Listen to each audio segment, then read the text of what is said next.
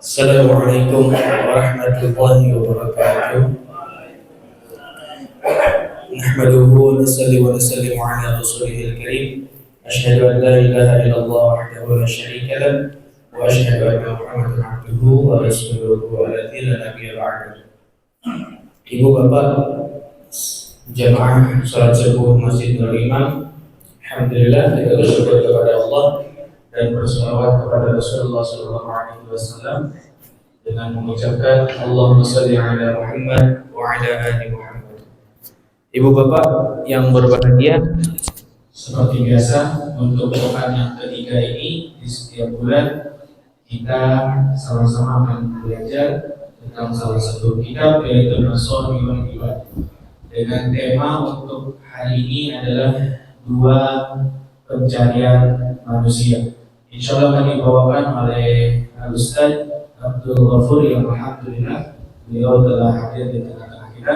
Kita doakan mudah-mudahan setiap langkah yang beliau tempuh untuk berdakwah ini Allah terima dan Allah limpahkan dengan keberkahan dari segala aspek. Amin ya rabbal alamin. Dan untuk mempersingkat waktu, sama-sama mari kita sama-sama dengarkan nasihat-nasihat yang dibawakan oleh Al-Ustaz Abdul Ghafur. Untuk waktu dan kesempatan dipersilakan.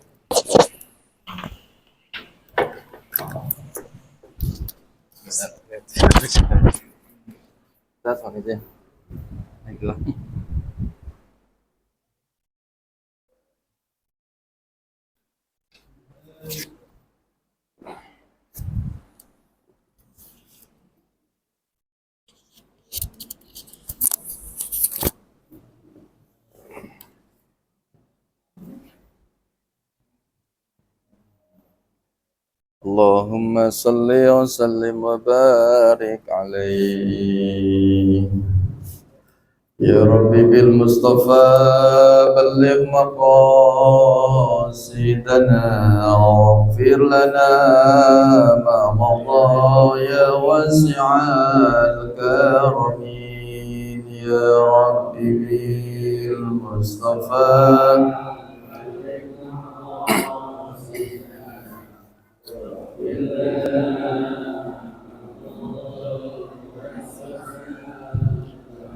هو الحبيب الذي ترجى شفاعته لكل حول من الأحوال مقتحمين. يا ربي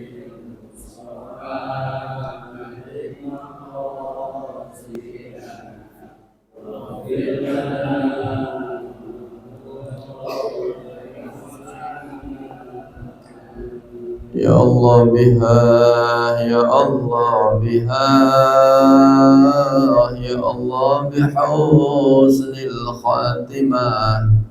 Ya Allah biha, Ya Allah biha, Ya Allah bihusnil khatimah. Ya Rabbi bil Mustafa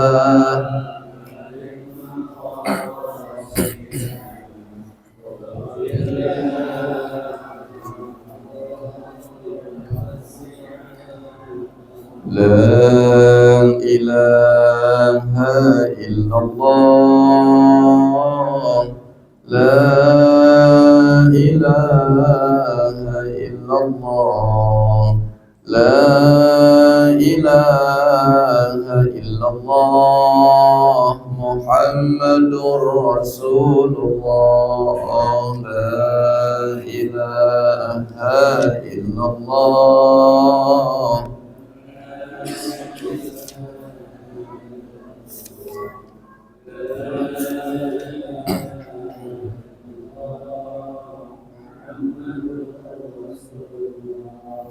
Allahumma salli wa sallim wa barik alaihi. Bismillahirrahmanirrahim.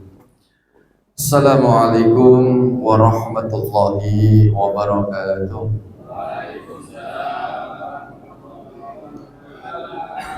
Alhamdulillah, alhamdulillahilladzi anzala ala 'abdihil kitaba wa lam yaj'al lahu 'iwaja.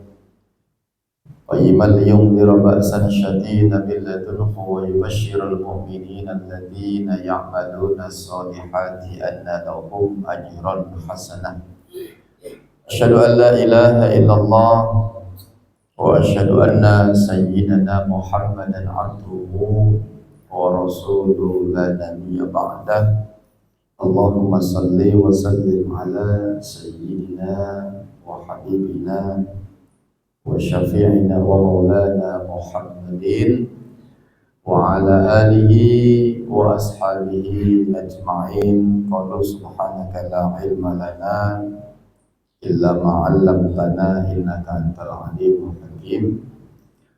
حسبنا الله ونعم الوكيل، نعم المولى ونعم النصير، ولا حول ولا قوة إلا بالله العلي العظيم. أما بعد. Hadratul Mukarramun yang sama-sama kita hormati, segenap para guru-guru kita, para asatidz, dan juga seluruh pengurus Masjid Nurul Imam. Tentu harapan kita mudah-mudahan para guru-guru kita, para pengurus senantiasa Allah jaga kesehatannya, Allah semakin berkahi kehidupannya, dan juga mudah-mudahan Allah jadikan rumah tangganya menjadi rumah tangga yang sakinah mawaddah warahmah. Amin ya rabbal alamin. Segenap jamaah salat subuh, para shaimin dan juga shaimat yang dimuliakan Allah Subhanahu wa taala. Alhamdulillah, di hari yang ke-24 Pak ya sekarang ini ya. Betul ya?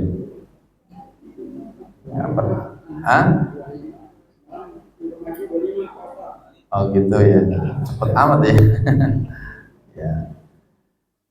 Di hari yang ke-25 ini kembali kita diberikan kesempatan untuk bisa melaksanakan sholat subuh berjamaah di saat boleh jadi ada sebagian di antara saudara-saudara kita yang mungkin ada harapan dan keinginan untuk bisa melaksanakan sholat subuh, tapi mungkin karena sakit, karena ketiduran, karena kebanyakan sahurnya, atau mungkin karena malas, gitu ya, atau mungkin ada juga alasan yang lain karena keamanan. Karena di beberapa negara di belahan bumi yang lain hari ini kita tahu sedang ramai Pak ya, di Gaza, yang terbaru di Iran, ya, mereka jangankan bisa kajian subuh kayak begini, boleh jadi untuk sahur saja mereka sulit. Maka kita bersyukur kepada Allah, mudah-mudahan kesempatan diberikan negara yang aman seperti Indonesia ini menjadikan kita semakin bisa menjadi wasilah mendekatkan diri kita kepada Allah Subhanahu wa taala. Bapak Ibu yang dimuliakan Allah, sedikit kita membahas tentang geopolitik dunia, karena sekarang ini dunia itu sudah atau mungkin sedang tidak baik-baik saja Pak. Boleh jadi di tempat kita ini sekarang aman, tapi amannya ini tidak menjamin bahwa aman yang sebenarnya. Karena kalau seandainya betul terjadi perang dunia ketiga, dan sampai negara-negara ini menggunakan nuklir sebagai senjata mereka, maka dipastikan kiamat, dipastikan seluruh kehidupan manusia yang ada di bumi ini musnah. Bapak yang masih sepuh, yang mungkin dulu usianya zaman penjajah dulu tahun 45, Amerika dulu kan Pak pernah mengebom Hiroshima dan Nagasaki ya, tahun 1945. Bayangkan Pak, satu kota hanya dijatuhin satu bom habis. Ya, satu kota dikasih satu bom habis nuklir. Dan dampaknya itu bisa bertahun-tahun, puluhan tahun. Mohon maaf, kenapa orang Jepang beberapa tahun yang lalu itu postur tubuhnya pendek-pendek Pak? Karena itu adalah dampak nuklir yang disebabkan oleh beberapa tahun yang lalu. Nah, sekarang bayangkan manusia hari ini mampu menciptakan bom dengan ukuran yang sama tetapi memiliki hulu ledak yang ratusan kali lebih hebat daripada tahun 45. Rusia, Amerika, Israel, itu semuanya adalah negara-negara pembuat nuklir itu. Nah, kalau seandainya antara Rusia dengan Amerika perang, kemudian mereka saling mengirimkan nuklir, nyampe kita juga, Pak. Dan mereka punya ribuan, bayangkan ribuan nuklir. Makanya dunia ini sebenarnya sangat tidak bisa kita tebak bagaimana perjalanan kehidupan manusia di muka bumi. Maka harapan kita mudah-mudahan semua konflik baik yang ada di Ukraina, di Iran, ya kemarin juga antara Afghanistan dengan Pakistan juga ya. Nah, ini mudah-mudahan segera selesai sehingga kehidupan manusia ini bisa kembali normal. Karena memang potensi manusia merusak itu ada dalam diri kita, Pak. Manusia itu diberikan sebuah potensi dalam diri mereka itu antara merusak atau merawat. Makanya dalam Al-Quran itu Allah mengatakan Dzoharul fasadu fil barri wal bahri bima kasabat aydin nas liyudhiqahum ba'dal ladzina amilu la'allahum yarji'un. Jadi telah tampak kerusakan baik di darat, di laut, itu ternyata disebabkan oleh tangan-tangan manusia itu sendiri. Nah, ketika kerusakan itu diberikan dampak atau dirasakan oleh manusia, liyudhiqahum ba'dal ladzina amilu la'allahum yarji'un, agar manusia itu kembali kepada jalan Tuhan gitu. Ya. Bahkan kalau kita lihat sejarah tentang bagaimana proses penciptaan manusia sebelum Allah menciptakan khalifah bernama manusia ini, kan malaikat protes. Dalam surah Al-Baqarah itu kan ayat 30. Wa idh qala rabbuka lil malaikati inni ja'ilun fil ardi khalifah. Qalu ataj'alu fiha may yufsidu fiha wa yasfiku ad-dima wa nahnu nusabbihu bihamdika wa nuqaddisu lak. Qala inni a'lamu ma la ta'lamun. Jadi ketika Tuhanmu berkata, wa idh qala rabbuka lil malaikati, kepada para malaikat, inni ja'ilun fil ardi khalifah, sesungguhnya aku, kata Allah, hendak menjadikan khalifah di muka bumi. Qalu, maka malaikat berkata, ataj'alu fiha may yufsidu fiha wa yasfiku ad-dima. Ya Allah, kalau bahasa kita nih Pak, ngapain sih bikin manusia? Ngapain sih bikin makhluk? Ngapain sih bikin khalifah? Toh mereka itu pasti merusak. Mereka itu senang berantem, menumpahkan, wanukot disulak, ya. Selalu merusak, menumpahkan darah antara satu dengan yang lain.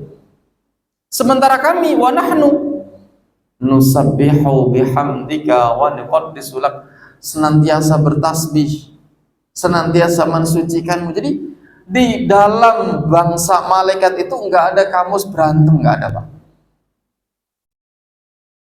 Kamus berantem, kamus berebut pasangan, kamus membunuh, itu hanya ada dalam dunia manusia. Nah, pertanyaannya adalah bagaimana malaikat tahu bahwa makhluk yang bernama manusia ini, yang disebut dengan khalifah ini, bakal merusak? Bagaimana dia tahu? Apakah sebelum Nabi Adam diciptakan itu sudah ada makhluk yang bernama manusia? Coba Bapak pikiran kan Pak? Coba dipikirin gitu ya. Karena prediksi kekhawatiran para malaikat tentang manusia yang akan merusak ini terbukti. Setiap zaman itu pasti ada peperangan. Saya ingat betul tahun 90-an Pak, yang tua-tua pasti ingat. Dulu kan ada perang Pak antara Irak dan Iran, betul Pak ya? Irak Kuwait bertempur, gitu kan lagunya ya? Berdamaian Ini bapaknya udah sepuh-sepuh masih ingat ini, saya yakin nih. Soalnya saya ingat betul masih SD itu Pak. Pulang sekolah itu hampir radio-radio itu lagunya itu aja di setel qasidah ya Bu ya. Tandanya kita udah pada tua Bu.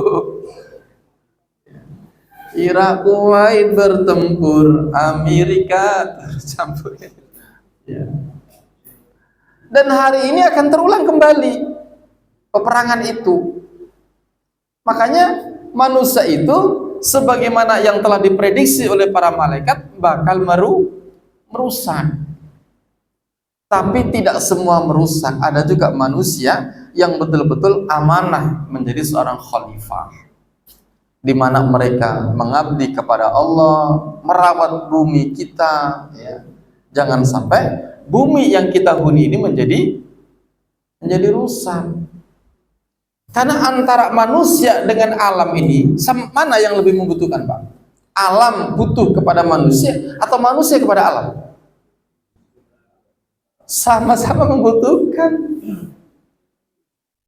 Alam butuh manusia karena tanpa manusia alam nggak bisa dirawat. Mana ada Pak monyet bisa merawat alam? Atau mungkin binatang nggak bisa. Sebagaimana manusia membutuhkan alam, tanpa alam manusia nggak bisa hidup. Makanya keberadaan antara alam dengan manusia itu ada simbiosis, mutualisme, saling membutuhkan. Makanya dari hal-hal kecil yang bisa kita lakukan dalam rangka merawat alam, ya minimal jangan membuang sampah sembarangan, kan gitu Pak ya? Ya.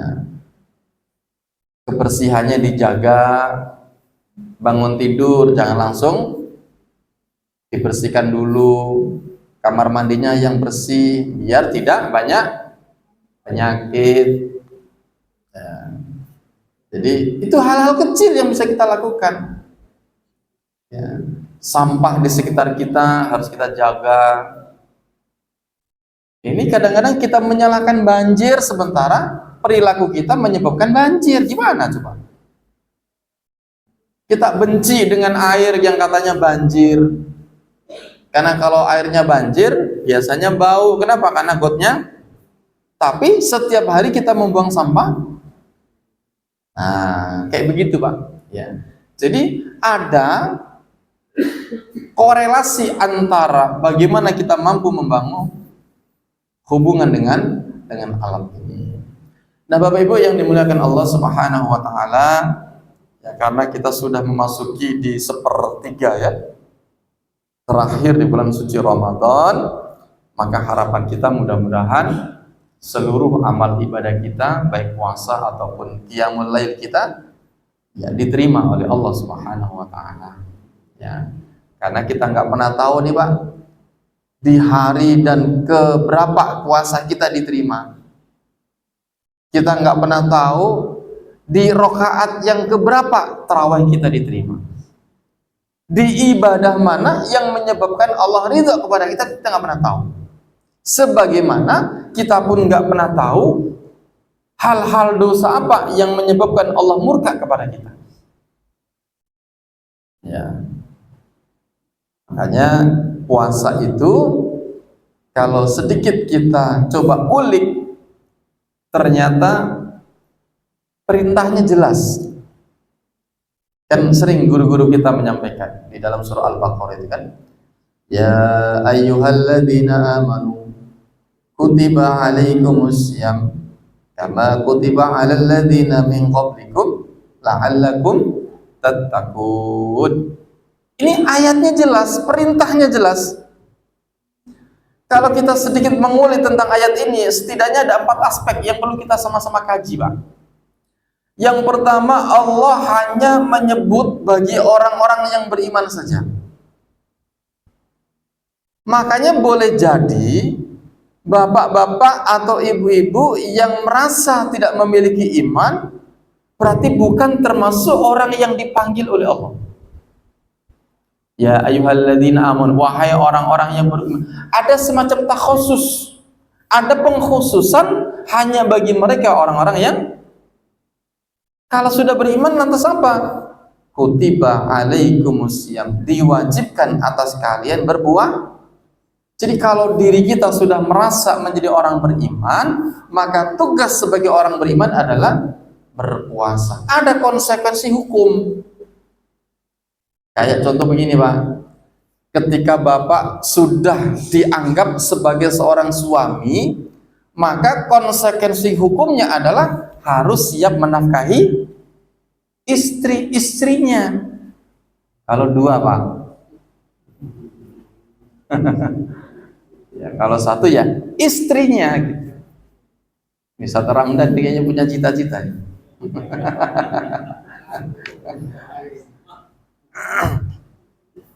Ya, cita-cita kan boleh-boleh saja, soal terwujud enggaknya itu karena kemampuannya. Kemauan ada tapi kemampuan nggak ada ya percuma juga. Nah, puasa yang Allah bebankan kepada kita, yang Allah syariatkan kepada kita, ternyata kama kutiba alal ladzina min, sebagaimana puasa ini diwajibkan atas diri kalian sebelum orang-orang. Jadi umat-umat Nabi terdahulu itu mereka juga berpuasa. Hanya saja puasanya berbeda dengan puasa yang disyariatkan kepada baginda Rasulullah. Bapak pernah puasa Ayyamul Bid, Pak? Puasa yang kita laksanakan pada tanggal 13, 14, 15 setiap bulan. Itu namanya puasa Ayyamul Bid. Ayyam itu adalah hari-hari, al-bid itu putih, hari-hari putih. Ada yang tahu Pak riwayatnya puasa ini? Puasa Ayyamul Bid itu adalah puasa yang Allah syariatkan kepada Nabi Ibrahim setelah Nabi Adam, yang Allah syariatkan kepada Nabi Adam setelah Nabi Adam diturunkan ke muka bumi, karena biasanya di surga nggak kena matahari, begitu di bumi jadi hitam dia. Akhirnya apa? Diperintahkan oleh Allah untuk berpuasa, sehingga untuk mengembalikan agar kembali putih. Itu namanya Ayyamul Bid. Ya, jadi walaupun riwayatnya Nabi Adam ingin kembali putih, lantas bapak-bapak yang sudah hitam ya jangan kemudian punya cita-cita saya puasa 13, 14 biar glowing, bukan begitu. Ya, kalau hitam terus. Ya. Terus lagi ada puasa Nabi Daud. Hari ini puasa, besok enggak, puasa lagi, enggak lagi, terus begitu. Nah, itu syariat yang Allah berikan kepada para nabi. Ada puasa yang enggak ngomong. Nabi Zakaria enggak ngomong, Pak. Ini kalau ditanya nih, apalagi ibu-ibu nih, mana yang lebih berat, puasa enggak ngomong apa enggak makan?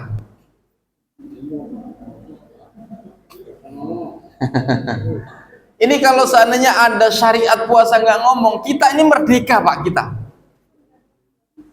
Kita yang merdeka, Pak. Laki-laki merdeka. Kenapa? Ya minimal ada cuti lah, nggak diomelin bini gitu. Ya. Apalagi mohon maaf istri kita, Pak. Itu paling banyak bicaranya, betul Bu ya? Kenapa perempuan itu lebih banyak bicaranya daripada laki-laki? Karena memang Allah sudah desain sedemikian rupa. Otak perempuan itu, saraf bicaranya itu lebih banyak daripada laki-laki, Pak. Jadi di otak kita nih, Pak, kan ada namanya otak, apa namanya ini pembatas itu namanya. Namanya korpus kolosum ini. Ada otak kanan, ada otak kiri. Nah, perempuan itu double, Pak. Makanya dalam satu riset, laki-laki dalam satu hari itu bicara 5.000 sampai 6.000 kata, sementara perempuan berapa, Pak? Tahu nggak? 30.000, bayangkan, Pak. 1:6. Ini menjadi satu kamus bagi kita. Kalau berantem nggak usah banyak ngomong, gitu Pak ya. Biarkan mereka ngomong. Kenapa? Karena memang fitrahnya mereka begitu. Kunci kamar, dah tidur, setel musik yang kenceng gitu kan. Biar istri kita ngomel di belakang. Udah biarin aja, Pak. Memang senangnya begitu dia. Begitu ya, Bu ya. Bapak Ibu yang dimuliakan Allah Subhanahu wa taala, ternyata dari sekian banyak rangkaian ibadah puasa yang Allah syariatkan kepada para nabi dan rasul, termasuk kepada baginda Rasulullah Muhammad SAW ini, tujuannya adalah la'allakum tattaqun, agar kita menjadi orang-orang yang bertakwa. Bapak Ibu yang dirahmati Allah Subhanahu wa taala, sedikit membahas, melanjutkan tema kita di dalam kitab Nashihul Ibad. Alhamdulillah kita sudah memasuki makalah yang ke-6 ya. Al-maqalah as-sadisah atau nasihat yang ke-6. Bismillahirrahmanirrahim. An Ali radhiyallahu anhu wa karrama wajhah. Man kana fi talabil ilmi kanatil jannatu fi talabihi. Wa man kana fi talabil ma'siyah kanatin naru fi talabihi. Dari Ali radhiyallahu anhu wa karramah wajhahu, dan Allah memuliakan wajahnya.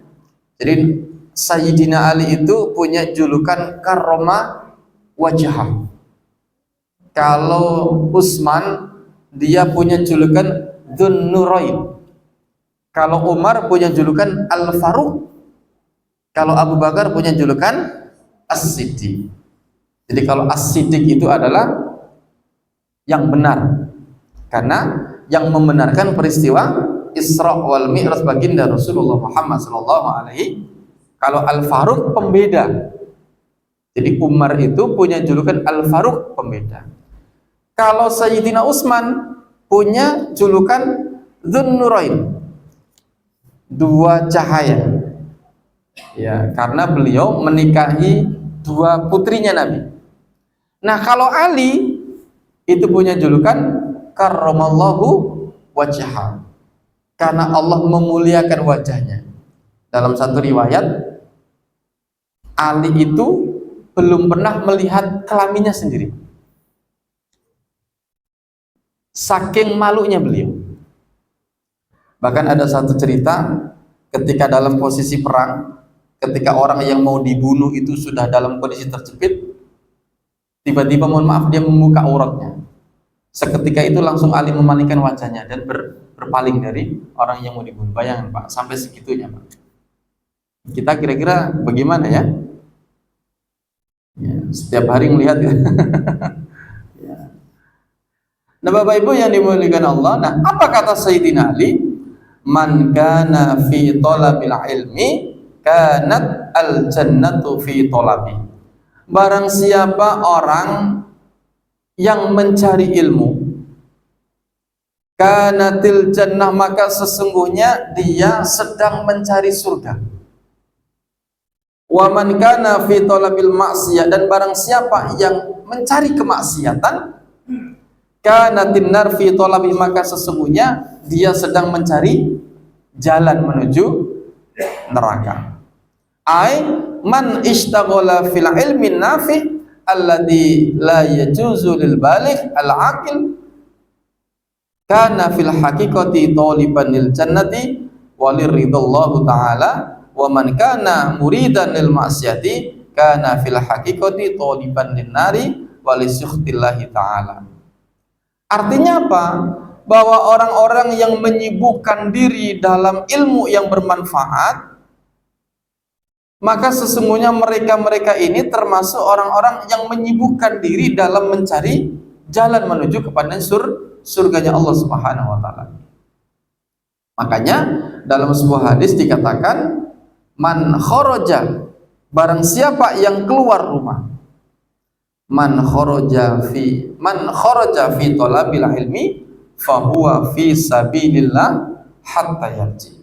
Barang siapa ada orang yang keluar rumah dalam rangka mencari ilmu, maka sesungguhnya baginya pahala seperti orang yang berjihad di jalan Allah sampai dia kembali ke rumahnya.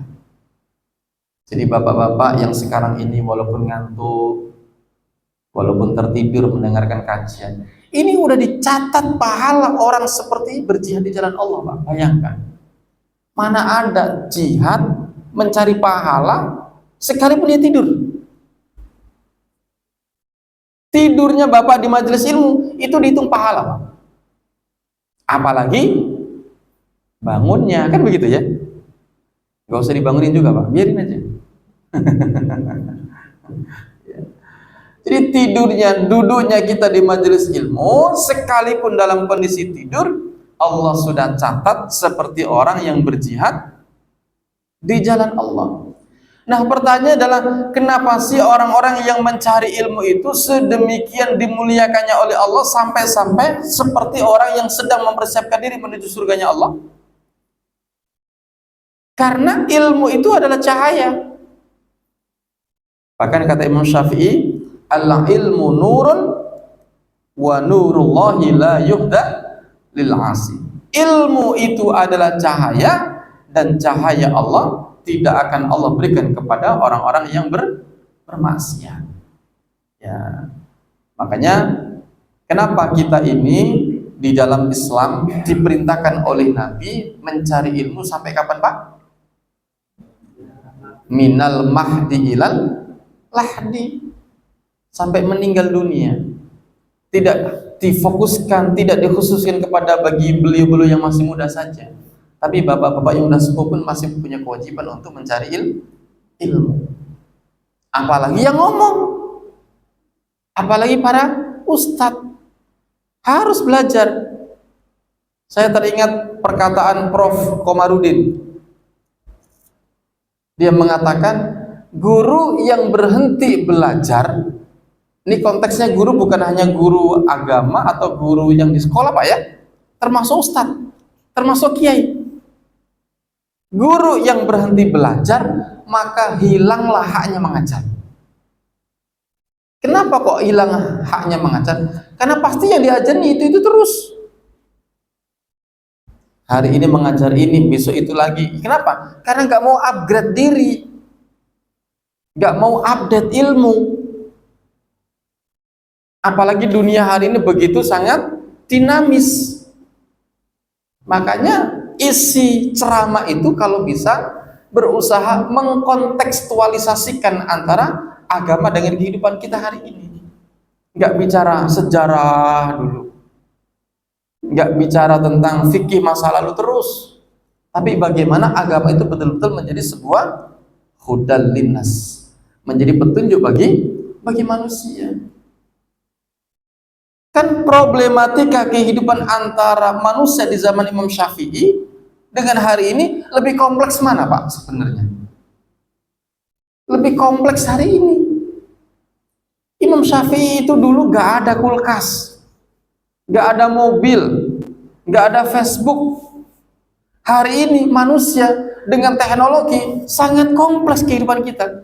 Nah, kalau agama ini tidak mampu hadir dalam kehidupan kita, gimana coba? Kan sekarang ini kan mesti muncul fikih bermedsos, fikih berkendara. Jadi jangan dianggap begini, Pak. Jangan dianggap bahwa agama itu hanya urusannya sholat, hanya urusannya di masjid. Oh enggak, kita berkendara saja itu diatur dalam agama. Ini kadang-kadang berangkat ke masjid, bagus ke masjid, tapi lampu merah bablas terus. Nah, itu gak baik. Kan mestinya lampu merah sekalipun kita aman, tapi kan keamanan itu bukan hanya untuk diri kita, kan? Mungkin untuk orang lain. Makanya di beberapa negara-negara maju, negara muslim itu membahas fikih itu bukan hanya soal tentang sholat saja. Bahkan sebuah fatwa ulama mengatakan melanggar lampu merah itu juga dosa. Ada nggak fatwa MUI mengatakan bahwa melanggar lampu merah hukumnya dosa? Ada nggak gitu, Pak? Nggak pernah ada kita. Kan mestinya agama punya peran di situ. Hukum memarkir kendaraan di jalan, ayo, kena semua ini. Udah tahu rumahnya kecil, nggak ada parkir, beli mobil.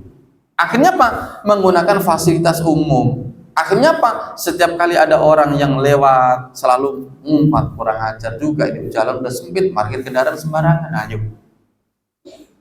Hal-hal yang begini nih perlu kita kontekstualisasikan. Saya parkir sementara ya Pak di sini Pak. Karena bingung parkir di sini mana, nggak ada parkir kan? Ya, kalau saya kan hanya numpang aja ya, pinggir jalan. Makanya alhamdulillah saya beli rumah nggak ganggu parkir orang. Kenapa? Dampak. Belum lagi banyak hal-hal yang mungkin dalam pandangan orang itu mengganggu, tapi dalam pandangan kita biasa aja. Contoh Pak, kita beli tanah dalam perumahan, batas-batasnya udah jelas. Bahkan mohon maaf, kebanyakan kita kalau beli rumah kan kita mentokin Pak nih ya, kita mentokin bangun rumahnya nih, udah nggak ada sisa sama sekali. Tiba-tiba apa? Tiba-tiba kita menggunakan jalan sebagai tempat buat ngadem. Kita tanaminlah mangga, kita tanaminlah pohon ini, pohon itu. Ayo. Sementara kita mengakui bahwa itu adalah itu pohon kita. Orang lain nggak boleh ngambil. Gimana hukumnya? Ayo. Kena semua ini. Ini kita semua kena ini. Ya. Bahkan agama itu Pak, bayangkan seandainya rumah kita di sini, tanah kita di sini, ini tanah tetangga kita nanam pohon di sini, tiba-tiba buahnya julur ke tempat tetangga kita, paham maksud saya? Itu aja diatur Pak. Kita nanam di tanah sendiri, kemudian buahnya menjulur ke tanah tetangga, itu aja diatur, apalagi ini nanam di jalanan. Ayo, kalau udah begini kayaknya beragama kita ini kayaknya masih jauh dari sempurna Pak ya. Masih banyak kita ini mendolimi tetangga-tetangga kita ya. Maka ya setidaknya dengan informasi ini sedikit banyak mengurangi lah. Jangan sampai kita ini terlalu serakah dengan dengan hal-hal yang bersifat ya keduniaan. Baik Bapak Ibu yang dimuliakan Allah Subhanahu wa taala, barangkali itu dulu ya. Ya kalau diteruskan kayaknya nanti makin meradang kita ini, banyak dosanya ternyata kita ini. Ya. Barangkali itu sebagai pengantar dulu, barangkali ada yang ingin bertanya saya persilakan. Hadanallahu wa iyyakum ajmain. Wassalamualaikum warahmatullahi wabarakatuh. Alhamdulillah Bapak Ibu yang berbahagia, telah kita dengarkan tadi nasihat yang keenam tentang dua pencarian daripada manusia, yaitu ilmu dan juga usaha untuk menghindari maksiat. Mungkin ada Bapak Ibu yang ingin bertanya. Untuk secara ini kita batasi 3 pertanyaan dulu. Ya, silakan Pak Teguh. Assalamualaikum warahmatullahi wabarakatuh. Waalaikumsalam. Saya mau bertanya pada Ustaz Luhur, manakala tadi sudah dijelaskan masalah tanaman. Ya kebetulan saya punya tanaman yang memang ada di jalanan. Manakala berbuah, saya tidak akan membiarkan atau tentunya tidak membolehkan orang mengambil, silakan ambil gitu karena kayak buahnya sudah ini. Terus saya juga pernah dengar manakala mengambil tanah di tanah yang bukan miliknya, tapi nanti di alam kubur tanahnya terimpit. Gimana itu Pak Ustaz? Ya. Itu Ustaz. Makanya terus kita jawabannya tadi bagaimana kelanjutannya Pak Ustaz? Masalah tanaman itu. Hukumnya. Iya. Terima kasih Ustaz. Assalamualaikum. Waalaikumsalam warahmatullahi wabarakatuh. Tanaman ya. Saya paham semua. Semua panennya Pak Teguh mungkin aja beberapa yang masuk itu singgung gitu. Mungkin yang lain dulu boleh. Baik, kita tampung dulu ya biar nanti sekalian dijawab oleh Pak Ustaz. Ada lagi Bapak? Ayo Ibu. Mau nanya Bu? Nggak ada, Masya Allah. Tidak saya Iya Pak Habib. apa namanya mohon maaf mungkin misalnya saya itu tidak pandai mengenai apa mungkin ada tadi udah disinggung ini mungkin silakan bapak-bapak semua tentang omongan istri tadi. Alhamdulillah bapak ini tak banyak dengar gitu. Maksudnya gini, apakah dengan kita sabar dengan omongan istri itu termasuk ibadah? Karena ini kalau sabar pernah dengar begini, kita sabar dengan omongan istri itu ibadahnya kali karena tiap hari kita dengar dan berat sekali. Jadi bapak itu ibadahnya itu ibadahnya kali karena tiap hari kita dengar dan harus sabar. Terus yang kedua itu sabar benar-benar orang yang bisa melihat seseorang itu wali itu pasti dia wali juga. Apa itu benar? Maksudnya itu apa itu Ustaz?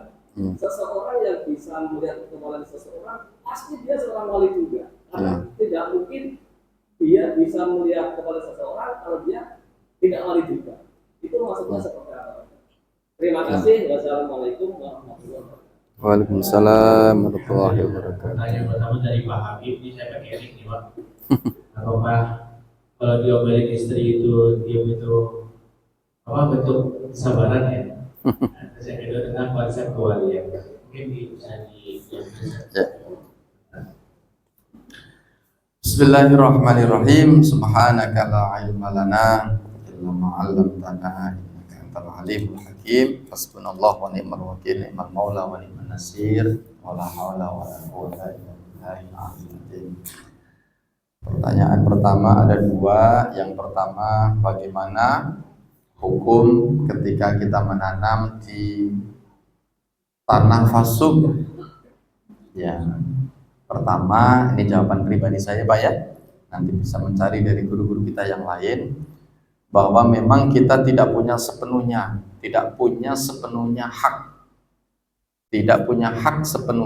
atas apa yang kita tanam di tempat umum itu. Ya. Sebagai bentuk analogi, ketika kita menanam di tanah kita sendiri saja, kemudian buahnya itu kok apa istilahnya dia? Menjulur ke tanah tetangga, itu saja hukumnya harus bagi dua Pak. Tetangga nggak boleh main ambil sembarangan, yang punya tanah pun tidak punya hak untuk mengakui sepenuhnya atas buah yang menjulur ke tanah tetangga itu. Apalagi ini adalah tanah yang memang betul-betul bukan milik kita. Terus bagaimana? Apa yang Pak Teguh lakukan itu udah benar, bahwa kita berniat untuk ya sudah, siapa yang mau, siapa yang, artinya jangan merasa memiliki. Ya. Yang kedua, kalau memang antara madhor dan manfaatnya itu lebih besar manfaatnya, maka nggak apa-apa, biarkan tumbuh. Bahkan bila perlu kita pupuk biar memberikan manfaat. Tapi kalau seandainya mafsadahnya, kerusakannya itu madhornya lebih besar karena mengganggu jalan, ya, yang tadinya orang mau jalan karena ada pohon itu terganggu nggak bisa, ya lebih baik ditebang. Makanya disinilah pentingnya amir atau umaro, RT, RW yang merapikan. Jadi mohon maaf Pak, jadi kalau saatnya ditegur RT, Bapak jangan marah. Kenapa? Karena itu bukan hak kita. Mentang-mentang pendatang lama gitu kan, warga lama tuh nggak boleh dicela. Jangan begitu juga Pak.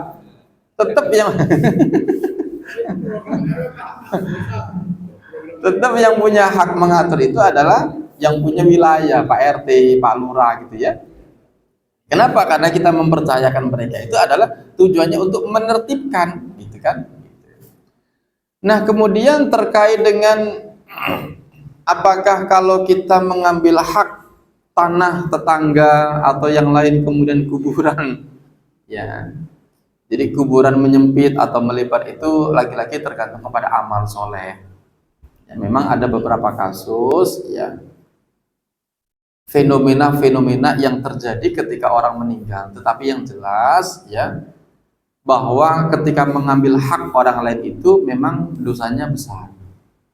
Ya, sebisa mungkin lah Pak kita ini meminimalisir punya urusan dengan manusia. Karena apa? Karena di akhirat nanti urusan yang paling sulit dan lama diselesaikan itu bukan antara kita dengan Allah, enggak. Dengan Allah itu paling cepat. Tapi dengan manusia itu lama. Saya kasih analogi begini Pak, punten. Semua Pak RT, saya kan nggak tahu di sini ada RT atau enggak ya. Sumpama, mudah-mudahan sih nggak ada. Pak RT ini dapat BLT yang harus diserahkan kepada warga Pondok Alam Indah.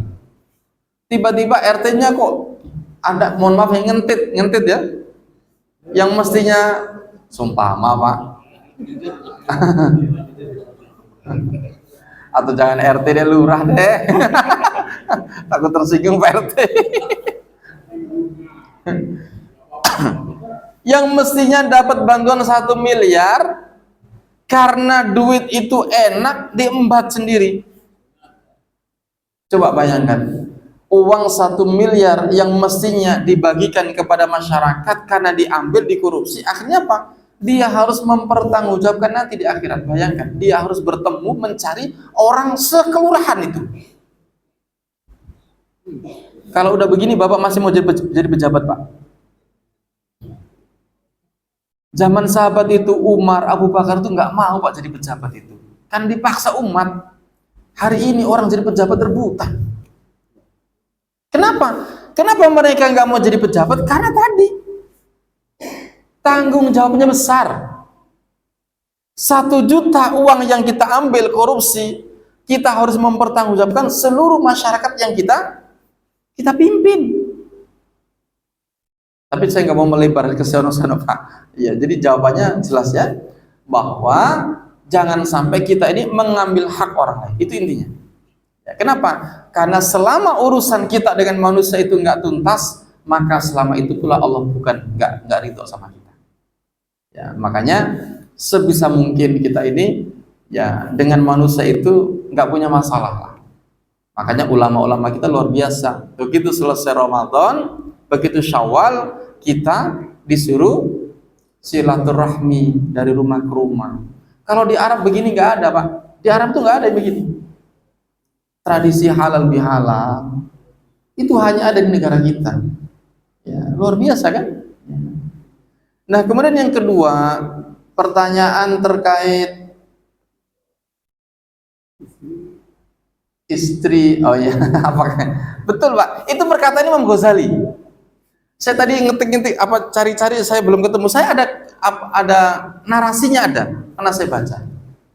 Jadi semakin istri itu galak, semakin mempercepat jalan kita menuju kepada makom kewilayahan. Jadi kalau bapak-bapak punya istri sabar, jangan mimpi jadi wali Pak. Makin galak istri, makin mempercepat. Logikanya bagaimana? Orang kalau punya istri galak berarti kan sah. Maka dengan kesabaran itulah yang mempercepat kita naik makom. Bayangkan kalau punya istri 1 galak, gimana kalau 3 galak semua?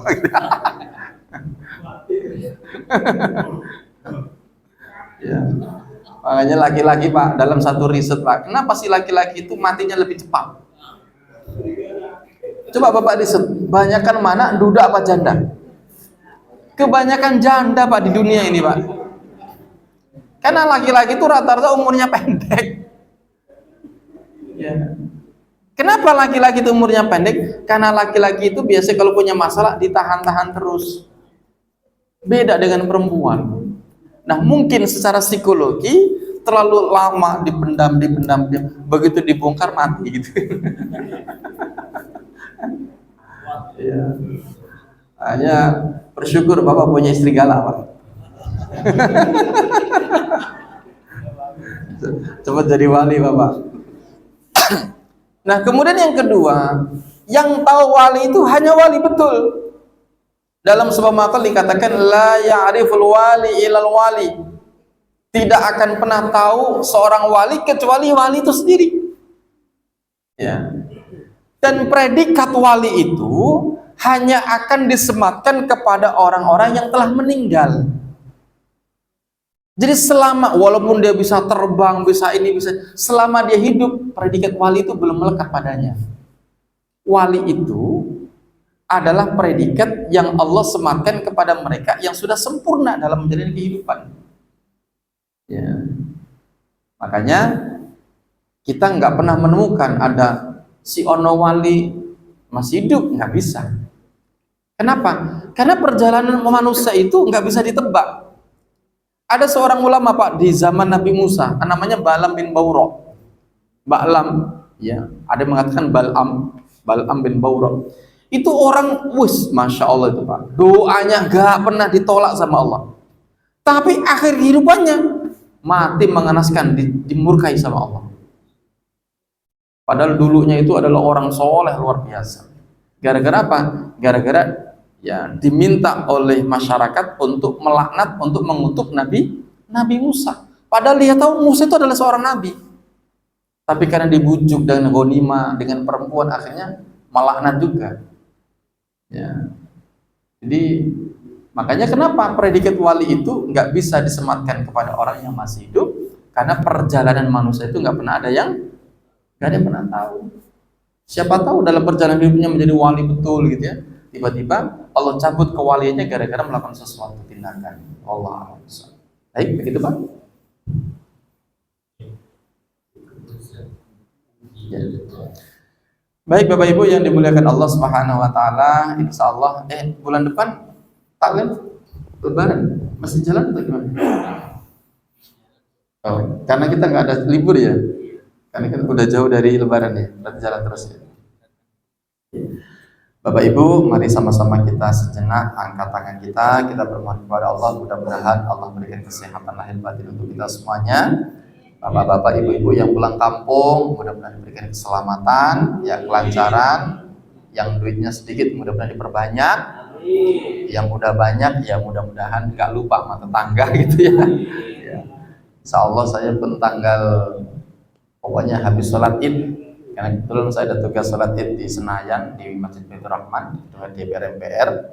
Insya Allah sorenya baru pulang juga ke Lamongan. Ya, sama-sama mendoakan mudah-mudahan Allah berikan kemudahan dan kelancaran perjalanan kita. Dan bagi bapak ibu yang nggak pulang kampung, ya nggak ada salahnya saling menjaga, merawat. Ya mungkin rumah-rumah tetangga kita Pak sambil ditengok-tengok gitu ya. Ya tolong dijaga juga Pak, jangan rumah ibu yang udah nggak ada suaminya mulu yang ditengokin gitu ya. Sama bilang janda kan gak enak ya. Ala hadini wa ala kulli niyatin salihah wa ila hadratin Nabi Mustafa Rasulullah Muhammad sallallahu alaihi wasallam. Al-Fatihah. A'udzu billahi minasyaitonir rajim. Bismillahirrahmanirrahim. Alhamdulillahirabbil alamin arrahmanir rahim maliki yaumiddin. Iyyaka na'budu wa iyyaka nasta'in. Shiratal mustaqim. Shiratal ladzina an'amta 'alaihim ghairil maghdubi 'alaihim. Bismillahirrahmanirrahim. Ya Karim. Allahumma bihaqqil Fatihah wa sirril Fatihah wa bi mu'jizatil Fatihah wa bi karamatil Fatihah wa bi salamatil Fatihah.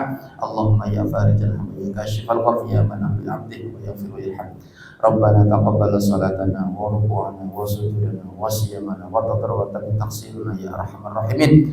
Allahumma sahhil umurana wa umur abaina wa ummahatina wa umur azwajina wa umur dhurriyyatina wa umur jami'il muslimina wal muslimat. Rabbana taqabbal minna innaka antas samiul alim wa tub 'alaina innaka antat tawwabur rahim. Subhanaka rabbika rabbil izzati amma yasifun wa salamun alal mursalin walhamdulillahi rabbil alamin.